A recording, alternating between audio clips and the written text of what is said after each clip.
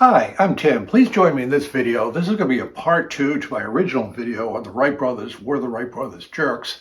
There'll be a link in the description to this video, and I'll provide some more background and historical context in the world that the Wright brothers developed their airplane in. They'll give a little bit more background and information on why they chose the path that they did. Let's get to it.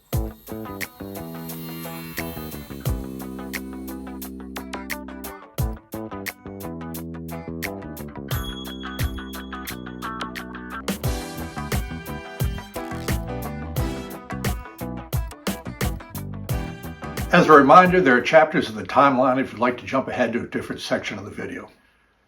This video is a follow-on to an earlier video I did. There's a link up here and in the description where I asked, what are the Wright brothers jerks in the fact that they developed an airplane with a patent and tried to control everybody who's making an airplane to follow their patent for roll control, primarily with ailerons. This had the effect of really hindering the development of aircraft development in the U.S. coming up into World War I. I just posed a question for something to think about with the Wright brothers. This video will give further background on this issue, and I will focus on the world that the Wright brothers grew up in, where there were trusts, a lack of regulation that led them or contributed to their thinking about how to apply this patent for the development of roll control in aircraft. I do want to note that the Wright brothers were gifted, the two men, in what they did to develop the first flying airplane with their first powered flight on December 17, 1903 in Kitty Hawk in North Carolina. The Wright brothers did years of developmental work, shared information with other people, explored different ways to build airplanes. They built their own wind tunnels. They had to develop their own propellers. They had to develop lightweight engines. They truly did a tremendous amount of seminal work, brought it all together, and succeeded at being the first to fly a man-carrying powered aircraft. The Wrights spent several years flying gliders to perfect their building and design characteristics of the aircraft. And at the time, in the beginning of the 20th century, when people were just starting to develop these aircraft, there was an ongoing debate about stability. Should the plane be inherently stable, or do you want to control it through the flight? The Europeans tended to move towards highly stable aircraft.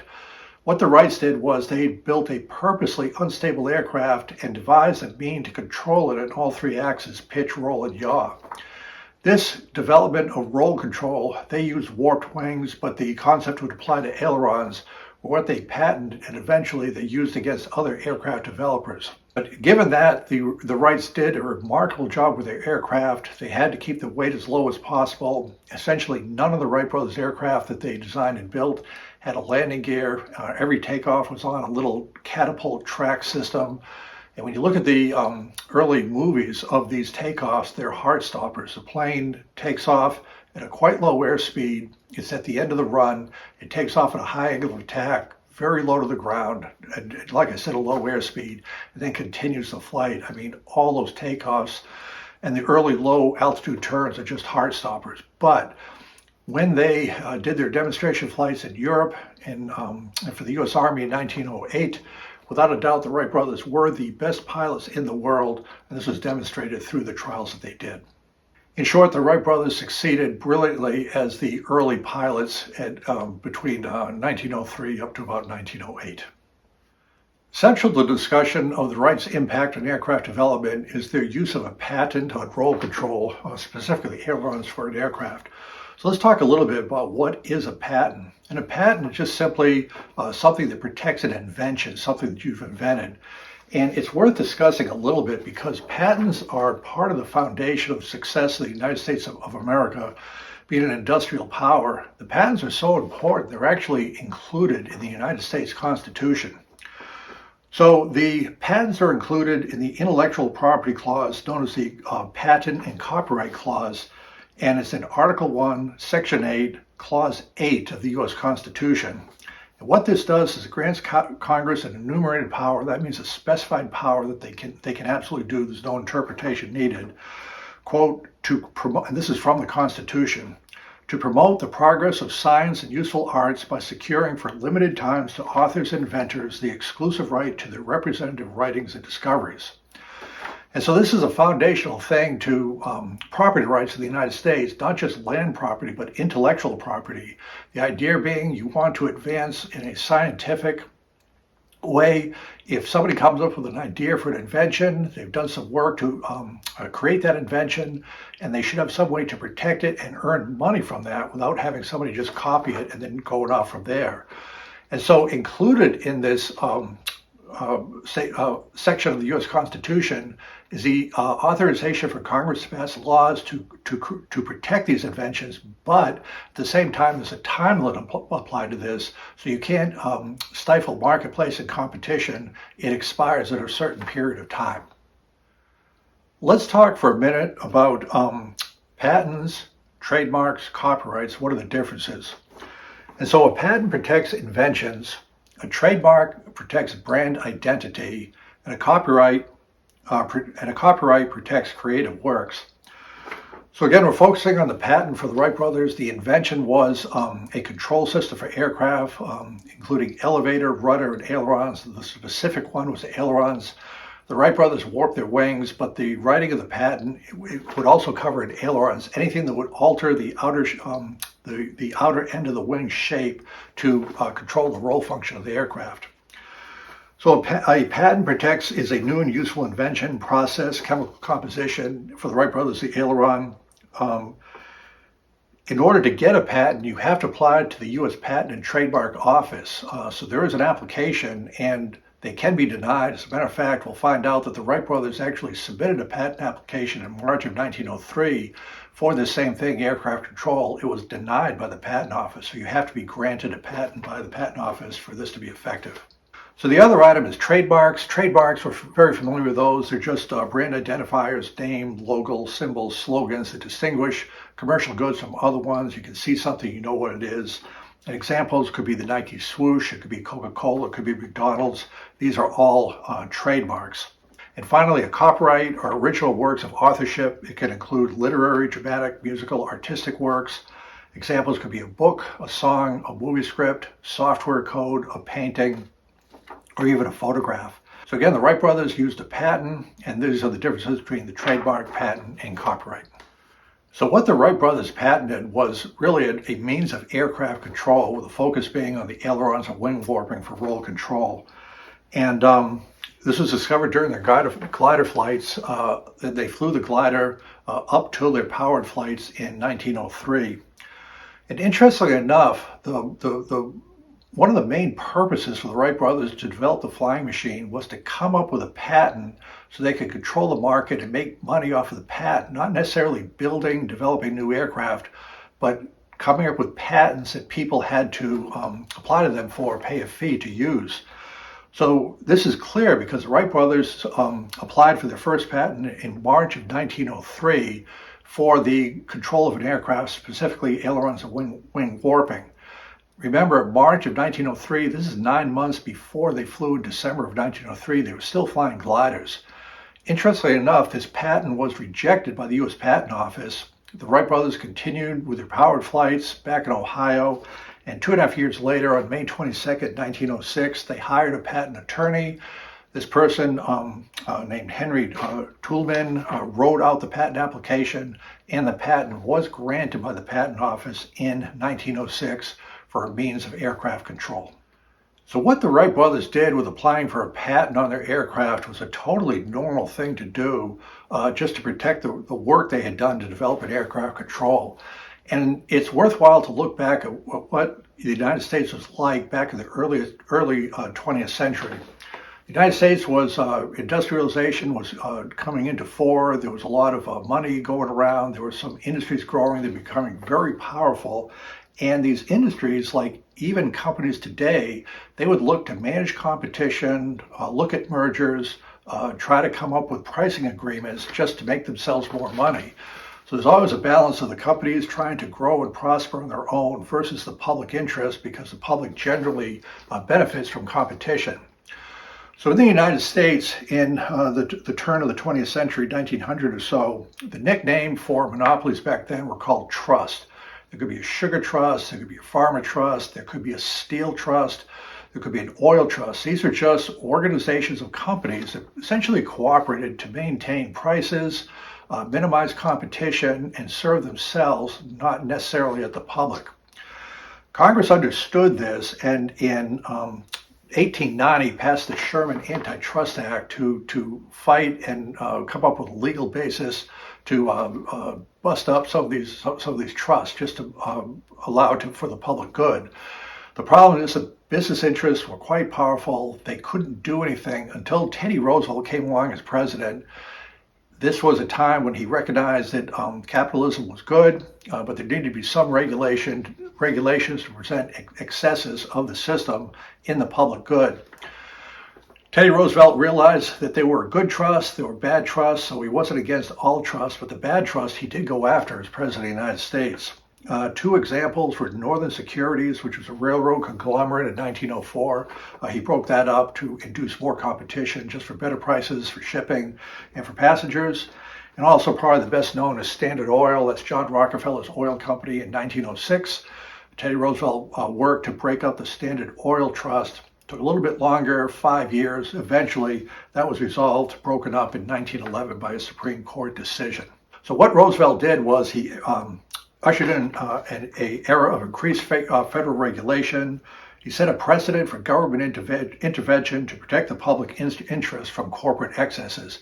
And you see that even today. The Department of Justice will have an antitrust division. Perhaps an example that we're all familiar with, when the major airlines are merging, say when United merges with Continental, the Department of Justice will take a very close look at that to make sure that flying passengers still have a choice of airlines. In other words, that airline merger is not so dominant that they can control a certain market and just control prices, frequencies, and anything else needed to fly on that. But in any event, this was kind of the world the Wright brothers grew up in 1900, 1901, 1902. If a industry could get dominance and manage competition and work with others, maybe get a patent to control an important aspect of that, like they did with the ailerons, they could make a lot of money potentially, but at the expense of developing that new industry, in this case, aviation. It's worthwhile to kind of go back in time to try to visualize and understand the world of aviation that the Wright brothers did all the development in. Probably started about 1890 or so. There were people around the world that were learning how to build flying machines, but they were all gliders because the motors of that day were very heavy. They put out minimal power. So what the early aircraft designers were doing with their airfoils and shapes of aircraft and control systems, they were flying gliders, and there was a great deal of gliding activity that built a foundation of understanding wing design, size of the airplane, and they got pretty good at building these gliders. And what was happening was it was a small world. They were all very enthusiastic to learn how to fly, do the best job, and they shared information of everything they could. And one of the things the Wright brothers did was, with this information, they realized some of it was wrong in terms of propellers and airfoils, but there was an innate sharing of all this information to allow progress to happen. And the other thing, at the same time, there was really no money to be made with aircraft. These early aircraft were dangerous. They did not, in the case of gliders, go a long distance. When the Wright brothers flew, a flight of a couple hundred feet was considered a significant flight. Governments were not interested, so the military, there was no interest in buying these primitive aircraft for reconnaissance or any sort of military use. And again, the aircraft were so small, and just at the very early stages of development, there was no private general aviation market, let alone any commercial airplane market for these aircraft. So it was really a bunch of glorified hobbyists passionate about what they were doing, trying to make a successful flying machine. Also, these developments of all these airplanes were primarily mechanical. They were very easily understood by anybody that could see it, very easily copied. The idea was you do some improvement and come up with some technique, share it, to build the overall basis of knowledge for the next version to come along.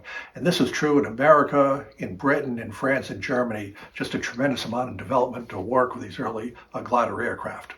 And so the early experimenters were joined in collaboration, journals, exhibition, conferences. Probably one of the most influential person was a Frenchman named Octave Chanute, born and raised in France, emigrated to the US, and he is oftentimes credited as being the father of aviation. And what he wrote in 1894 was a book called Progress in Flying Machines. And what Octave Chanute did with his Progress in Flying Machines book was he took all the known information and he made it widely available. And he wrote and corresponded with Wilbur and Orville Wright. So the Wrights are fully aware of this, and with Octave Chanute, and used a great deal of information to develop their airplane. However, that all changed. I'm going to read you something that Wilbur Wright wrote in 1910. Now, this is a year that Octave Chanute died.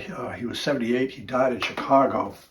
And again, the Wright brothers were exchanging letters with him.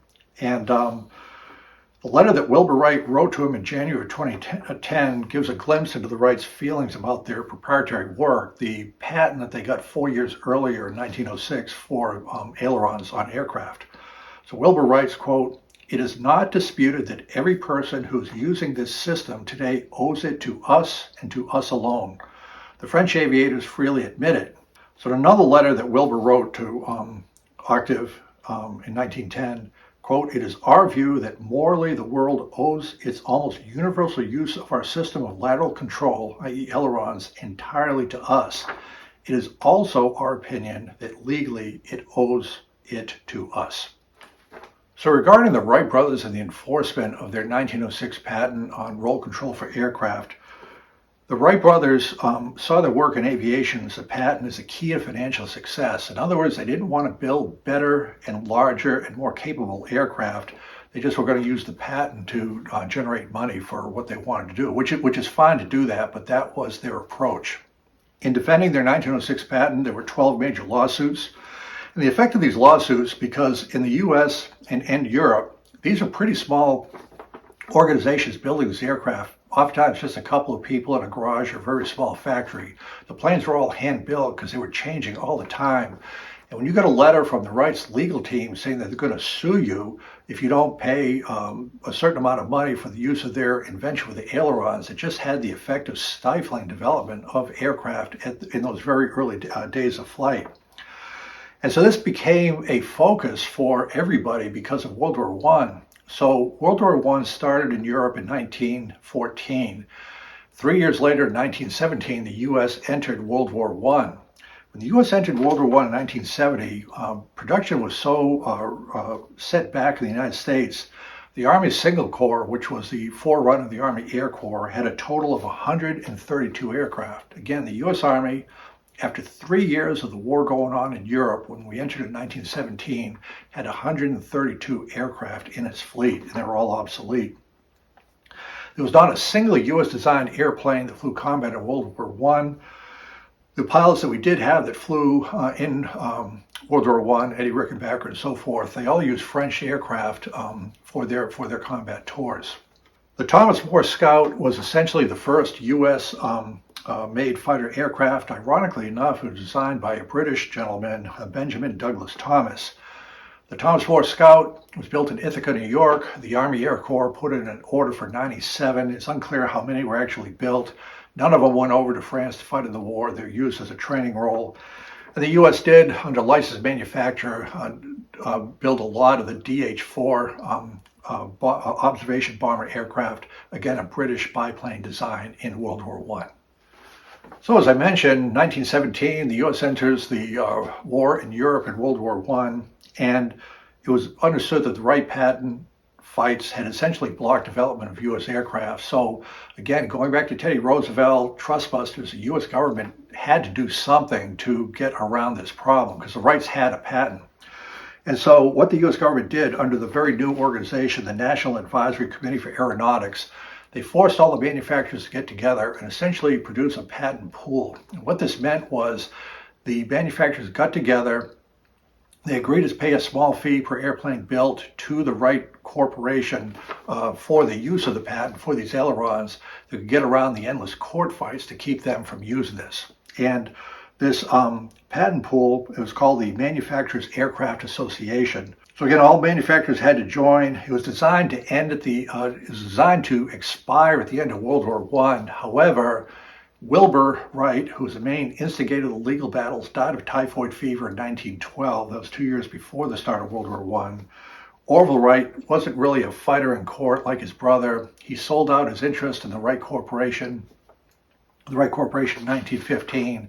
And so the whole issue of the enforcement of the Wright patent pretty much terminated at the end of World War I. So it's really a little bit sad. The Wright brothers, when they first flew, were heroes. I mean, they first flew in 1903. They spent several summers in Ohio perfecting their flying, doing circle flights, figure eights. They really had a good operation going, but they weren't too much advancement and development of the aircraft itself. Rather, they viewed the use of the patent was how they're going to make their money off of the airplane invention. As they spend more and more time fighting their patents in court, the image of the Wright brothers suffered as a result of this. In addition, the Wright brothers really did not develop or advance the design of the Wright Flyer. It was relatively static changes. The pilots would, instead of being lying down on the wing, would sit up. But it was still a single engine, two pusher propellers. The elevator would go to the back of the airplane, but it's still a pretty primitive design until the very last models being built by the factory. The Wright factory produced a little over 100 aircraft. Landing gear was added very late in the game. They still use the skids for takeoff. And so at the same time, Europeans and other groups were developing more advanced aircraft to include the US, and the Wrights were kind of left behind in this whole aircraft developmental cycle.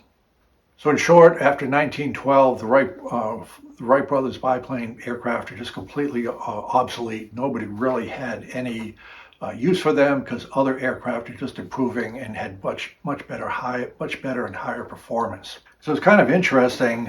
Orville, who was the first person to fly in 1903, his last flight as a pilot was in 1918. He lived another 30 years till 1948 when he passed away, but he never flew again for those final 30 years. He had plenty of money from the sale of his interest in the Curtiss-Wright Company. He acted as a statesman and advocate for aviation, but there's really nothing that he did to contribute towards the development of aircraft as other aircraft builders did at the time. I think the learning point here is that with 2020 hindsight, if you're going to set up a trust or a monopoly, you're going to have a pretty big company to do that, financial resources. When you're tackling something as huge as the global aviation market, with basically one person, Wilbur Wright, because Orville really wasn't involved in the court battles, that's an awfully big industry to try to dominate with just your patent like that. So I think the Wrights are simply out of their league, out of their depth when they took on this challenge to do what they did, with the net effect of just holding back development of aviation in the U.S. up through the beginning of World War I. So were the Wright brothers jerks? It's an individual decision. I've never met them and don't know them, but they did. They were dedicated and brilliant inventors, but in the end, they had a minimal impact on the development and forward movement of more advanced aircraft. This is the key for what we're doing today. That led to the others, Boeing, Curtiss, and so forth. So thanks for tuning in. That's my views on the Wright brothers. Again, remarkable people for what they did, and just an interesting story. Thank you.